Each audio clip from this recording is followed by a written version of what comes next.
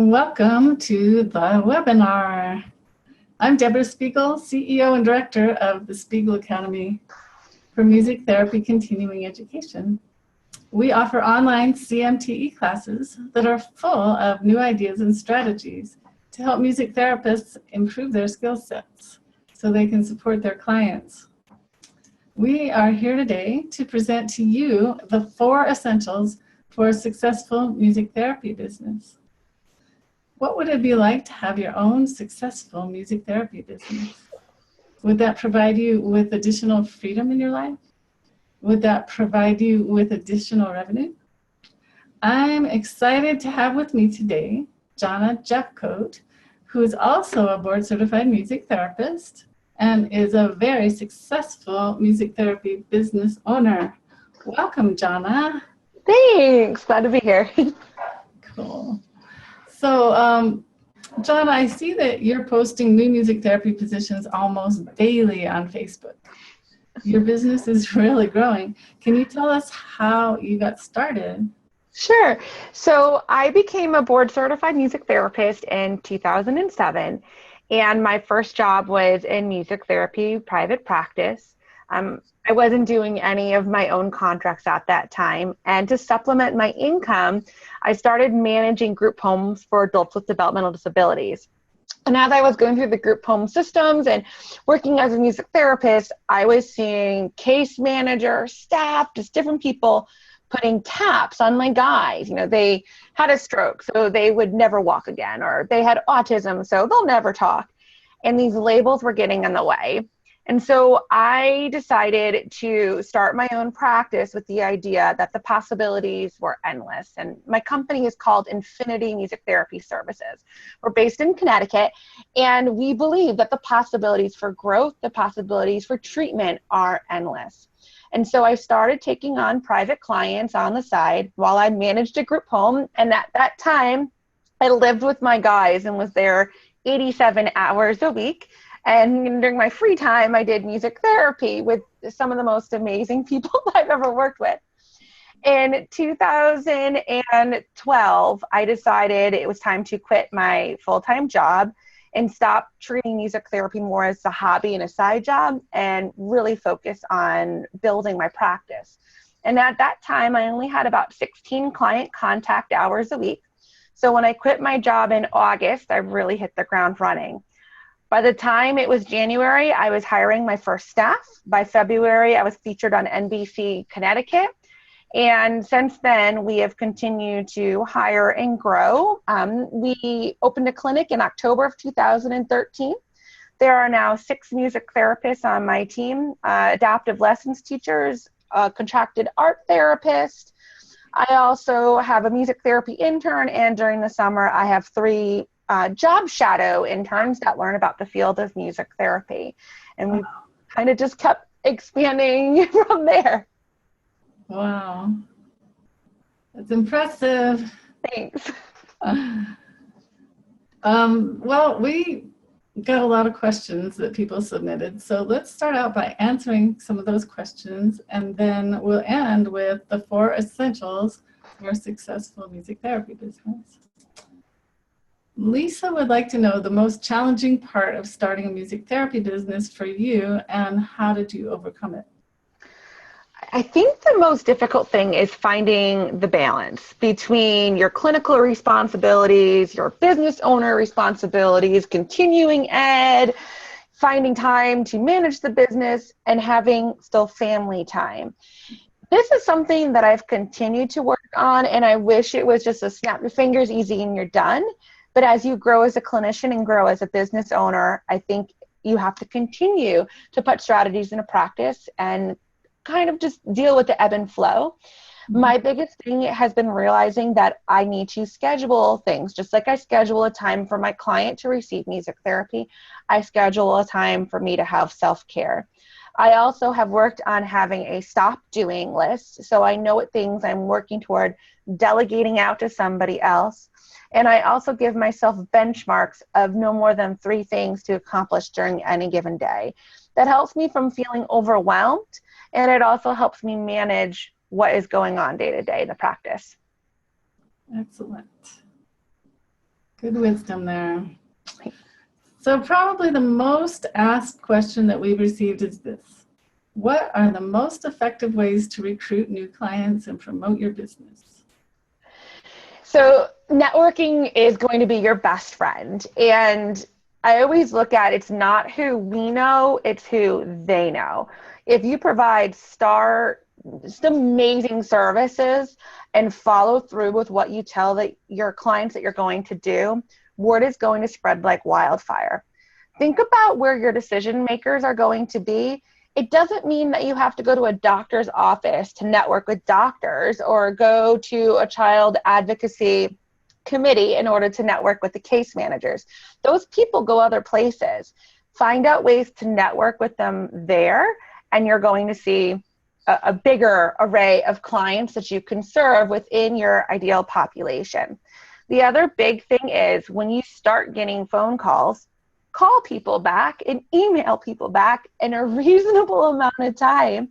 I cannot tell you the number of phone calls I've gotten because a music teacher or a music therapist or an early childhood provider missed out on a client because they didn't answer the phone call and I got the phone call and ended up responding faster. So return those phone calls when you do start getting them. Yes. All right. Okay, Lindy, Shannon, and many other music therapists have trouble determining how to set their fees. How do you determine what's a fair rate for services that won't scare people away? And what is the going rate for private music therapy sessions? Great questions. So you want to look at what the other music therapists in your area are roughly charging, because you don't want to overbid on them and you don't want to underbid on them. AMTA does put out a source book that has some base information, but if people don't respond to that survey, the numbers may not be accurate. So reach out to the other music therapists in your community and talk to them. If there are no music therapists in your community, you can look at for other places in the United States that have similar costs of living as you do, and reach out to your colleagues in those areas and see what they are charging for services. The other thing to recognize is that music therapy is not the only thing that's going to compete with music therapy. Depending upon your population you're serving, you're going to have other competitors that you want to check out their rates as well. If you're working in early childhood, make sure you look at those early childhood music schools, Kinder Music, Music Together, and look at what their rates for services are. If you're working in elder care, as bad as this is going to sound, look at what the entertainers are charging because they're coming in providing music, a music service on a regular basis.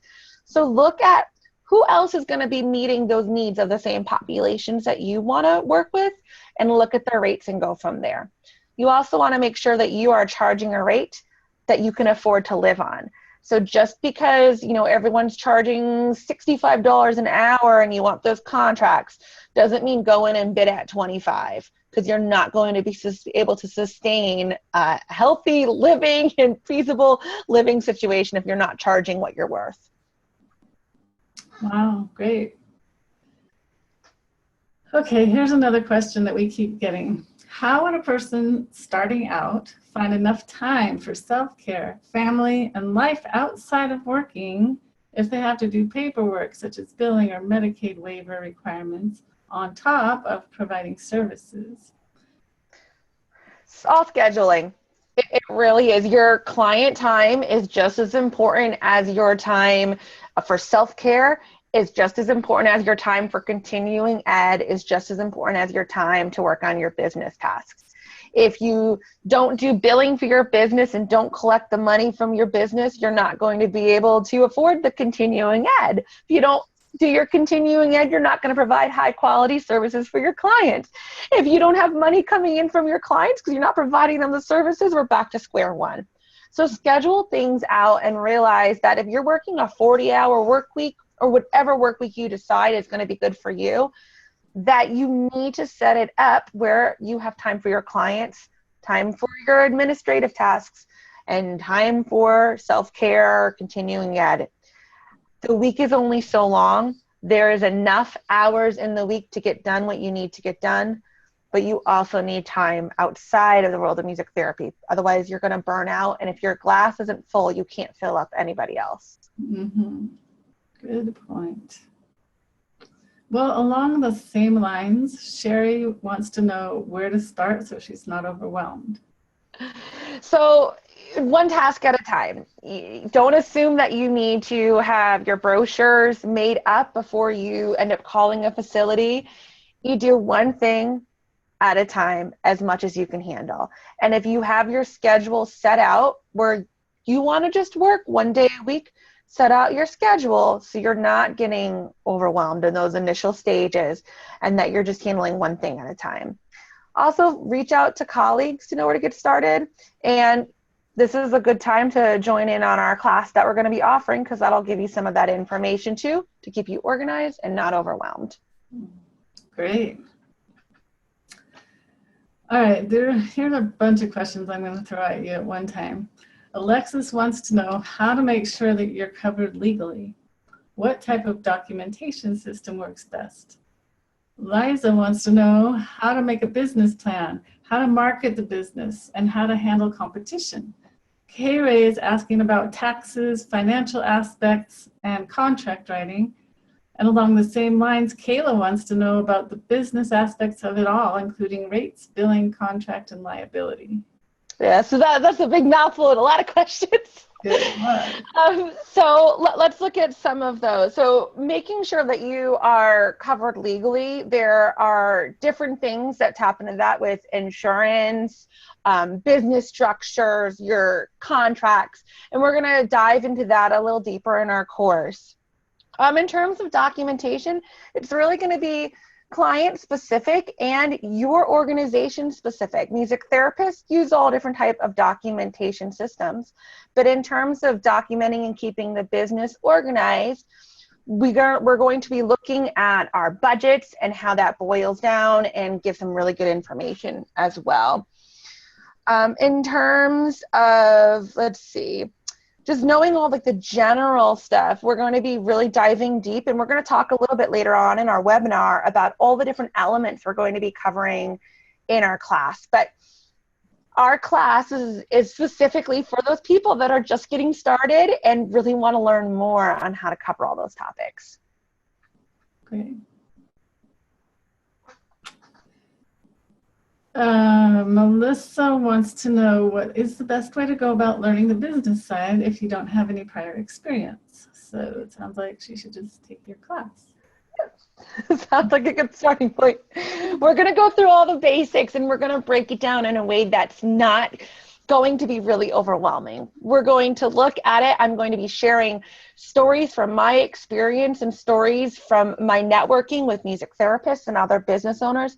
And we're going to have concrete action steps. So you're going to know what to do, how to implement it, and what things you should be implementing as we go along that process together.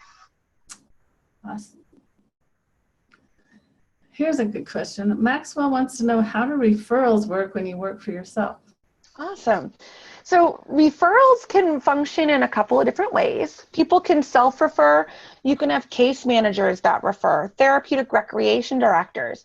And as a business owner, you kind of have some leeway on how you want to set up your referral system, what documentation you'd like at different stages, whether they're going to be writing out why they think an individual requires music therapy, or how you're going to set up an initial consult for them to learn more, and where your actual contract fits along in that process.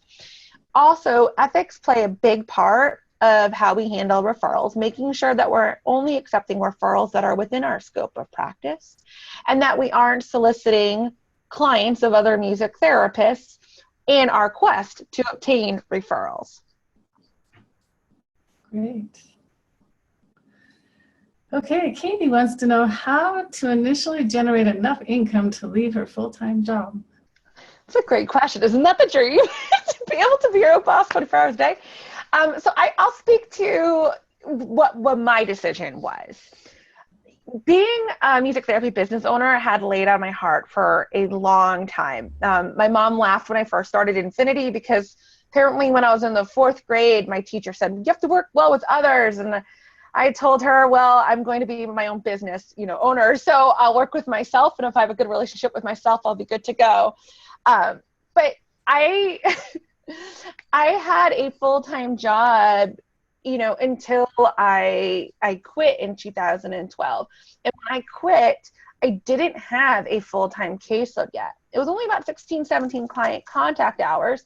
And at that time, I was the sole provider for my family, and I had a young child. So with that being said, everyone's point of where they jump may be different. If they have a spouse or a significant other that is supplementing on the income, giving you a little more leeway. But if you are not able to go to sleep at night because you feel like you're not fulfilling something and you've got that passion, it may be time for you to take the leap and do it. If you're working a full-time job, it's pretty hard to have a full-time caseload at the same time. And so that may mean for some people that you have no clients or a half-time caseload or three-quarter time caseload before you're actually jumping ship, so to speak. For me, I couldn't get it out of my head about growing Infinity. I didn't want to be by myself. I wanted to create music therapy jobs. I also just wasn't feeling like I was gelling at the job I was at. I loved the residents that I was serving, but it wasn't what I was passionate about. And that was enough to eat away at me and make me want to work so many hours that I was getting exhausted because I was working the full-time job and then this caseload. So you have to give yourself time if you want to get to that full-time point, and you want to make sure, again, you're charging a livable wage, because you can't get to the point of being able to have a full-time caseload and quit your full-time job if you're not charging enough to live on. Great answer. Thanks. Well, along the lines of that, Mary wants to know, how do employees work once the business is established? Oh, that's a great question. So I have a team of 6 employees right now, and I've had subcontractors. We're actually going to be launching a course in 2017 that is going to be specific to expanding your music therapy private practice. And we're going to be covering employees, subcontractors, salaried versus hourly, and all of those different factors that play into that. Great. All right, so what are the 4 elements that you think are the most important to consider when starting a music therapy business? Awesome. The very first thing is just knowing your why. Your why is going to dictate everything. So why do you want to be a music therapy business owner? Why do you want to work with the population that you want to work with? Why do they need music therapy? This is going to generate your mission statement. It's going to generate your goals. It's going to generate some of your passion too, because if you don't know why you want to work with that population, it's going to be pretty hard to sell your services to them. So know your whys, and everything else will come full circle. And your whys are going to be beyond, well, our brain processes music therapy on both, processes music on both hemispheres of the brain. You want to move beyond that and really get to the heart of why you want to provide the services that you're providing and why those clients need it. Okay. So that was the first one. Okay, so second one, we'll just go through them. Powerhouse. All right, so second one, you're going to need to decide how much you want to give of yourself as you're going through this process. There's no right or wrong answer. Some people, they want to have a successful music therapy business, but they want it to be part-time. They want to spend time with their children, or maybe they only want to work during the summer or during the school year. And that's completely okay. But you're going to decide for yourself how much you want to give, because saying yes is powerful, but saying no to something is just as equally powerful. Decide for yourself, do you want to only give 40 hours a week, only 20? Or are you a type of person that you need 60 in order to feel like you're grooving, but then you're going to take a 3-week break, once a quarter? Decide where you want your schedule to go and give yourself limits, because as a business owner, there's always going to be something else that you could be doing. That is true. Preaching to the choir. So the third tip and trick is just do your research. You can look, there are so many fantastic business owners out there in our field and in other fields. But do your research. Just because somebody is doing something does not mean that it is right, legal, ethical or best practices. It also doesn't mean that what they're doing is completely wrong either if you're seeing, another business that's not doing so well. There are so many different factors, so you want to do your research. As much as it may cost at the beginning, I always advise finding an amazing attorney that you really gel with to be able to run ideas by, and a fantastic accountant to run ideas by, because they're going to give you counsel.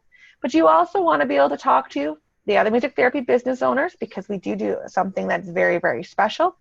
And you want to do reading on your own, whether that's just looking at things online, finding podcasts to listen to, or whatever it is. But do your research so you know what you're doing and you can answer some of the questions that you may have. And you'll find, too, you're going to come up with answers to questions you never even knew you had because you didn't know to ask them. So research, research, research.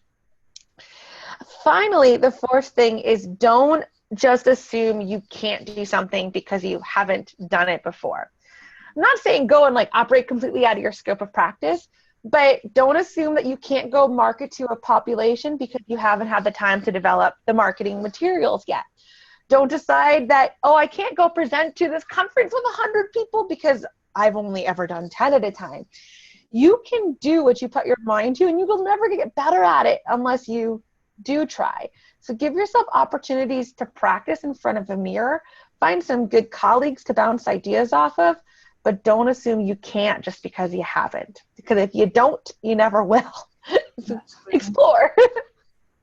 Take imperfect action. I love that one. Awesome. Wow, this is great information, Jonna. Thanks. What would it be like, listeners, to have your own music therapy business? Would it provide freedom? Would it provide an increased level of income? What would it provide for you? So here's what you'll want to do to learn more. Click the link on the right-hand column and register for Jonna's class that's called Starting a Music Therapy Business. Jonna teaches 11 essentials in her CMT class in this first one. And what you learned today is just a small taste of it. So I'm going to let Jonna tell you about it, and I'm going to show you my screen. Awesome. So our class is split over 3 different days. And at the end of each class, there is going to be some homework assignments for you to complete, because we will have those great action steps. So you're feeling like you're able to accomplish some of these steps as you're exploring running your practice. So during our first class, we are going to discuss some of the pros and cons to being a music therapy business owner, just to make sure this is something that you understand what the great things are about, but then somewhat what are the drawbacks. You can make a really good educated decision if you're still in that, I don't know whether or not I want to do this phase. We're also going to go through some of the basics of getting set up. So that it will include talking about how to find a good attorney, find a good accountant, different types of insurances that you might want to carry. If your city requires trade name certificates. So all of those basic structures that are for business owners, regardless of the type of business that you're running. We're also going to be looking at setting up your values and your mission statement, because those are going to play a large part of your marketing and also help you communicate to your clients, remind yourself, and as you grow a team down the road, if that's what you'd like to do, help keep everyone unified in their approach on how they're providing services. During our second class, we're going to keep going with some of our basics set up, but we're going to talk about coming up with your company name and coming up with your logo and some basic do's and don'ts, and throw some stories into there of some things that can happen if you don't pay attention to your company name. We're going to talk about basic information that goes into your contracts. That's just a general go-to regardless of the population that you're working with. And we're going to speak about billing, general billing practices. We'll talk a little bit about different billing software that you can use, and then also collections and how that works if you have a client that hasn't paid their invoice. In our final class, we're going to talk a lot about budgets, Budgets, when you get them set up, they can help really shape your practice and make sure you're on point to bring in a profit at the end of the year. We're also going to talk about branding and how branding goes beyond just your logo and your mission statement and those sorts of things. We talked a little bit about networking during our webinar today, but we're going to get into some good general practices regarding networking. And finally, we're going to look at our code of ethics through the AMTA and how those ethics play a role within our private practice. As you see in each one of our classes, there are going to be assignments, like I said.